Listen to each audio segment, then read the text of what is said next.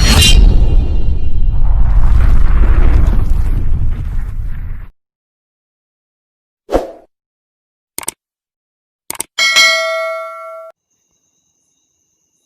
Friends, good morning. मैं चेतना Meghwal Bhim smart classes में आपका हार्दिक स्वागत करती हूँ। हम पढ़ेंगे बायोलॉजी। बायोलॉजी के अंदर हम पढ़ रहे हैं पाचन तंत्र। तो आप सभी को ये तो पता ही होगा पाचन तंत्र मानव शरीर के लिए क्यों आवश्यक है। मनुष्य के शरीर में जटिल कार्बनिक पदार्थों को सरल अकार्बनिक पदार्थों में परिवर्तित करना पाचन तंत्र कहलाता है। पाचन तंत्र का निर्माण आहार तथा सहायक ग्रंथियों से मिलकर बना होता है। जो जटिल पदार्थ होते हैं उनको सरल रूप में परिवर्तित करना पाचन तंत्र कहलाता है, जिससे मिलकर पाचन तंत्र बना होता है, यानी कि आहार तथा पाचक ग्रंथियां। अब इनके बारे में हम विस्तार से पढ़ें। आहार नाल आहार नाल के विभिन्न भाग होते हैं। मुख गुहा, ग्रसनी, ग्रसिका, आमाशय, छोटी आंत, बड़ी आंत, गुदा या फिर मलाशय। इनके बारे में हम विस्तार से पढ़ेंगे। तथा पाचक ग्रंथियां होती हैं जो कि 3 होती हैं: लार ग्रंथि, अग्नाशय ग्रंथि, यकृत ग्रंथि।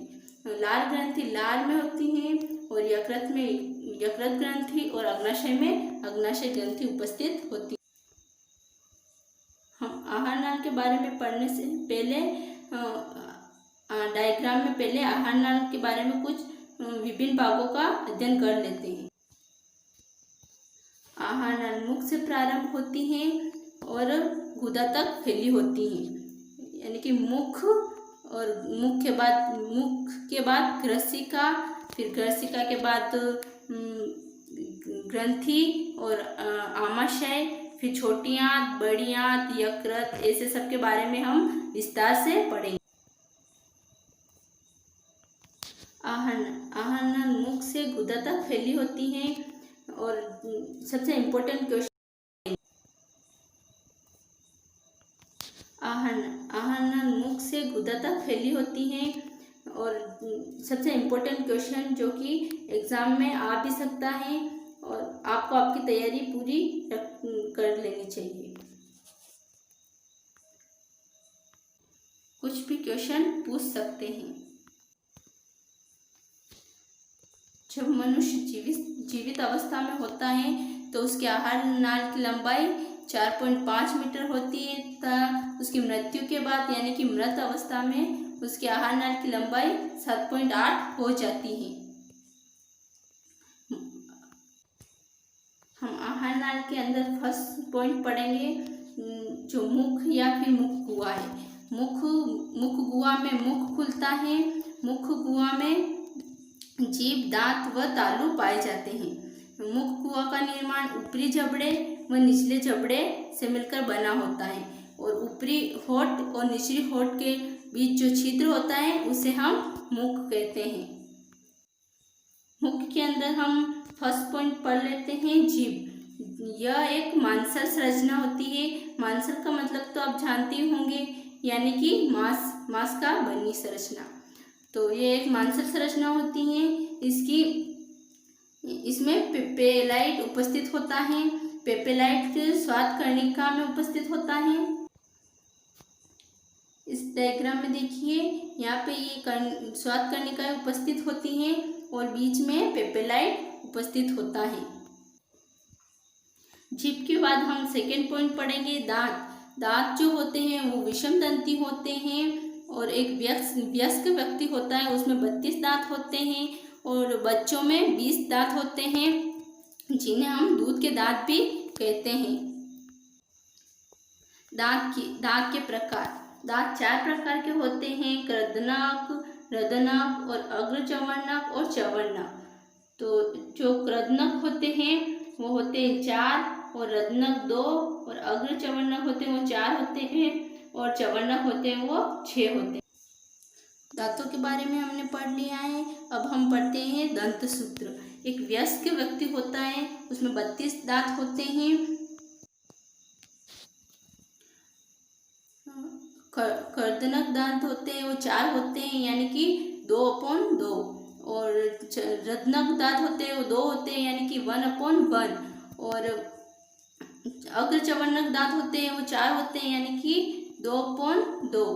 और जो चवर्णक होते हैं वो 6 होते हैं, इसलिए 3/3। और ये सब दो दो जोड़ी पाए जाते हैं, यानी कि एक ऊपरी जबड़े में और निचली जबड़े में दोनों में पाए जाते हैं। और बच्चों में कर्दनक और चवर्णक और रदनक ये दांत पाए जाते हैं, और अग्र चवर्णक अनुपस्थित होते हैं। मुख गुहा में हमने मुख के बारे में और जीभ के बारे में, दांत के बारे में पढ़ा। अब हम पढ़ेंगे तालु के बारे में। जो तालु होता है वो मुख गुहा की छत को तालु कहते हैं। तालु 2 प्रकार का होता है, कठोर तालु और कोमल तालु, यानी कि हार्ड तालु और सॉफ्ट तालु। तो फ्रेंड्स, हमने मुख और मुख गुहा के अंदर जीभ, दांत और तालु के बारे में पढ़ा है। अब हम पढ़ेंगे सेकेंड पॉइंट, मुख ग्रसनी। ग्रसनी श्वसन व पाचन तंत्र का सम्मिलित भाग होता है। इसकी भित्ति ऐच्छिक पेशी से बनी होती है, यानी कि जो ग्रसनी होती है वो पाचन तंत्र की सम्मिलित होती है तथा यह ऐच्छिक पेशी से बनी होती है। ग्रसनी के बाद हम पढ़ेंगे ग्रसिका। तो ग्रसिका क्या होती है? ग्रसिका का भाग ग्रसनी तथा छोटी आँख, ग्रसिका का आगे का भाग ग्रसनी तथा पीछे का भाग आमाशय से जुड़ा होता है। जो ग्रसिका होती है उसका आगे का भाग होता है वो जो ग्रसनी से जुड़ा होता है, और पीछे का भाग होता है वो आमाशय से जुड़ा होता है। जब भोजन इस नली में पहुंचता है तो इसे निकलना कहते हैं। इस नली में जब भोजन जाता है तो उसे बोलते हैं निकलना। इसकी लंबाई लगभग 25 सेंटीमीटर होती है। फ्रेंड्स, ये इम्पोर्टेंट क्वेश्चन है। फ्रेंड्स, हमने पढ़ा मुख, फिर ग्रसनी, फिर ग्रसिका। अब हम पढ़ेंगे आमाशय के बारे में। तो क्या होता है आमाशय? आमाशय पेशी थैली के समान होता है, जिसकी आकृति जे होती है, जे के समान होती है। आमाशय को मुख 3 भागों में बांटा गया है, जठरागम, फंडस भाग और जठर निगर्मी भाग। जठरागम भाग होता है उसे कोडियक कहते हैं, और जो फंडस होता है वो आमाशय का 80% भाग होता है, यानी कि आमाशय के 80% भाग को फंडस बनाता है। ये आमाशय का डायग्राम है। जो ये यहाँ पे होता है जठरागम भाग, यानी कि कोडियक भाग, ये एक ढक्कन के समान होता है। ये ग्रसिका से यहाँ पे भोजन अंदर आता है तो फिर ये ढक्कन लगा देता है। भोजन के अंदर आने के बाद ये ढक्कन लग जाता है। उसके बाद आता है फंडस भाग, जो कि आमाशय का सर्वाधिक भाग होता है और ये सर्वाधिक भाग का निर्माण करता है। ये भाग ये दिख रहा है, ये होता है फंडस भाग। उसके बाद होता है जठर निगर्मी भाग, ये यहाँ पे होता है जठर निगर्मी भाग। और उसके बाद ये फिर यहाँ पे ढक्कन जैसी संरचना होती है, इसे पाइलेरी कपाट कहते हैं, यानी कि जठर निगर्मी अवरोधनियाँ कहते हैं। ये भोजन को छोटी आंत में ले जाती हैं। आमाशय 3 प्रकार का होता है, जठर निगर्मी भाग, फंडस भाग और जठर निगर्मी भाग। तो अब हम पढ़ेंगे जठरागम भाग। यह ग्रसिका व फंडस भाग के मध्य का भाग होता है, यानी कि ग्रसिका और जो फंडस होता है उनके मध्य में होता है। यह ग्रसिका से जुड़ा हुआ होता है, सबसे छोटा भाग जो ग्रसिका से जुड़ा हुआ होता है और सबसे छोटा भाग होता है। फिर उसके बाद पढ़ेंगे यह फंडस, यह आमाशय का सर्वाधिक भाग होता है तथा 80% होता है। इस भाग के द्वारा पाचक रसों का स्त्रावण किया जाता है। फ्रेंड्स, हमारे चैनल को लाइक एंड सब्सक्राइब करना न भूलें। मेरी भी आज फर्स्ट क्लास है। अब हम पढ़ेंगे जठर निकर्मी भाग। यह आमाशय का अंतिम भाग होता है जो छोटी आंत से जुड़ा होता है। जहाँ से यह जुड़ा रहता है उसे जठर निकर्मी अवरोधनीय कहते हैं। जो लास्ट का भाग होता है उसे जठर निकर्मी अवरोधनीय कहते हैं, जो कि छोटी आंत में भोजन को ले जाती है या पाइरेटिक कपाट भी कहते हैं।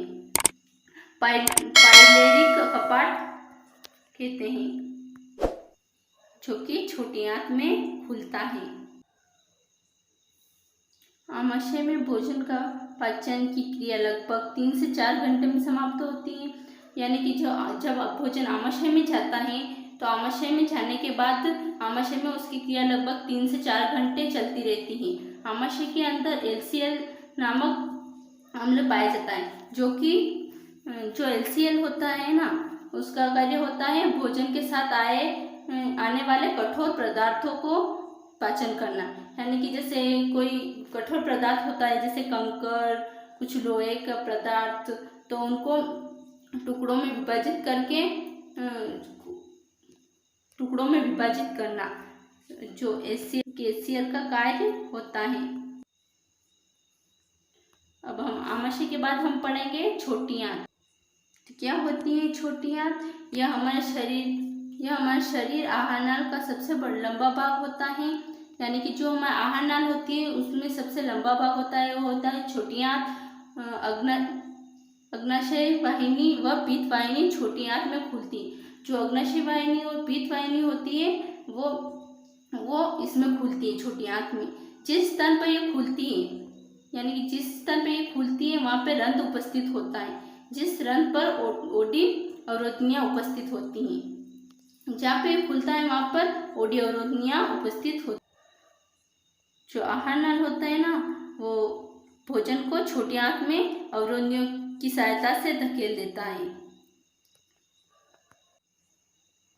छोटी आंत 3 भाग से मिलकर बनी होती है, यानी कि ग्रसनी, मध्यांत व शुद्धांत।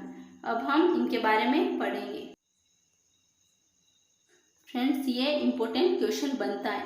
ग्रसनी में सर्वाधिक भोजन का पाचन होता है, यानी कि छोटी आंत का जो ग्रसनी भाग होता है ना, उसमें सबसे ज़्यादा भोजन का पाचन होता है। इसकी आकृति जे के समान होती है, यू के समान होती है। इसमें वसा का पायसीकरण होता है। पायसीकरण का मतलब तो आप समझते होंगे, यानी कि वसा का छोटे छोटे टुकड़ों में बांटना। छोटी आंत का सबसे अंतिम भाग शुद्धांत होता है। एग्जाम में इसमें से इम्पोर्टेंट क्वेश्चन बनता है फ्रेंड्स। शुद्धांत की लंबाई होती है 1.75 सेंटीमीटर लंबा होता है। जो शुद्धांत होता है ना, अंतिम भाग, वो होता है 1.75 सेंटीमीटर लंबा। अब हम छोटी आंत के बाद हम पढ़ेंगे बड़ी आंत। बड़ी आंत में भोजन का पूर्ण रूप से पाचन हो जाता है, यानी कि आहार नाल की पाचन क्रिया में बड़ी आंत में भोजन का पूर्ण पाचन हो जाता है। बड़ी आंत में जल का अवशोषण होता है तथा मल का निर्माण होता है। जो बड़ी आंत होती है उसमें भोजन के पाचन की क्रिया पूर्ण हो जाती है और जल का अवशोषण तथा मल का निर्माण होता है। जो बड़ी आंत होती है वो 3 भागों में विभक्त होती है, सिक्कम, रेक्टम और कोलोन।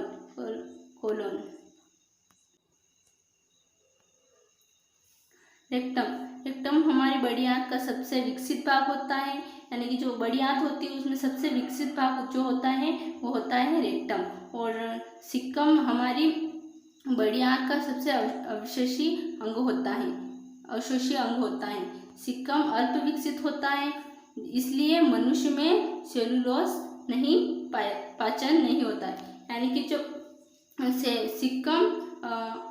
सिक्कम अल्प विकसित होता है, इस कारण मनुष्य में सेलुलोज का पाचन नहीं होता है।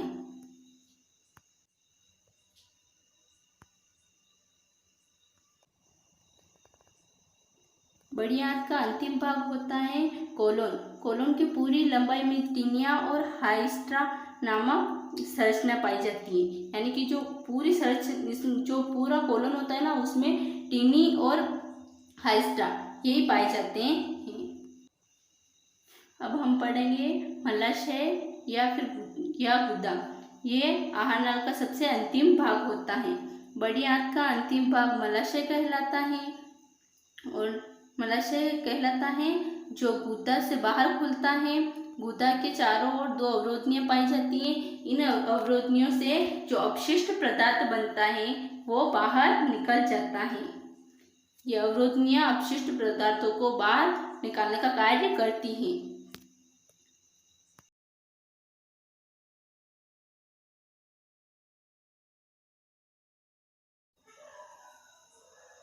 तो फ्रेंड्स, आज हमने पढ़ा मानव का पाचन तंत्र, जिसके अंदर हमने पढ़ा था पाचन तंत्र की डेफिनेशन तथा आहार नाल व पाचक ग्रंथियाँ। तो आहार नाल के बारे में हमने विस्तार से पढ़ा था, उसके विभिन्न भागों के बारे में हमने विस्तार से पढ़ा, और पाचक ग्रंथियाँ जो कि हम अगली क्लास में पढ़ेंगे। तब तक के लिए जय हिंद, जय भारत।